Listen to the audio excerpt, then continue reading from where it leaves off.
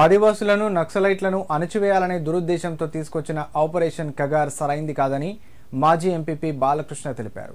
సిద్దిపేట జిల్లా నారాయణరావుపేట మండల కేంద్రంలో నిర్వహించిన మీడియా సమావేశంలో ఆయన మాట్లాడారు. భారతదేశం అంటేనే ప్రజాస్వామ్య దేశమని అన్నారు. ఆదివాసీల హక్కులను కాపాడవలసిన బాధ్యత కేంద్ర ప్రభుత్వంపై ఉందని తెలిపారు. కేంద్ర ప్రభుత్వం ఆదివాసీలు నక్సలైట్లతో శాంతియుతంగా చర్చలు జరిపి వారు జనజీవన స్రవంతిలో కలిసేలా చొరవ చూపాలని కోరారు.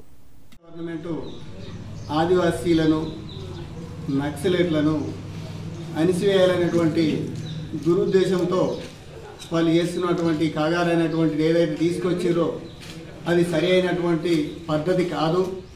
ఎందుకంటే ఇది భారతదేశం అంటేనే ప్రజాస్వామ్య దేశం. ఇది రాజరిక పరిపాలన కాదు, రాజు చెప్పినటువంటి సిద్ధాంతం కాదు. ఇది ప్రజాస్వామ్య దేశం కాబట్టి ప్రజలతోని అక్కడ ఉన్నటువంటి ఆదివాసీలు కావచ్చు, నక్సలైట్ సోదరులు కావచ్చు, ఇతర ఎవరే కానీ శాంతియుతంగా వాళ్ళని పిలిచి శాంతియుత పోరాటంలో శాంతియుతంగా చర్చలు జరిపి వారిని జనజీవన స్రవంతిలో కలిసేటట్టు వారికి ఉన్నటువంటి హక్కులను వారికే చెందేటట్టు చేయాలి కేంద్ర గవర్నమెంట్.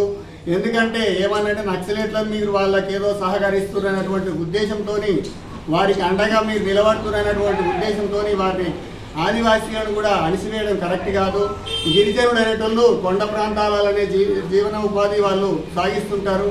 అసలు వాళ్ళని అణిసివేయడం అంటే చాలా దురదృష్టకరం.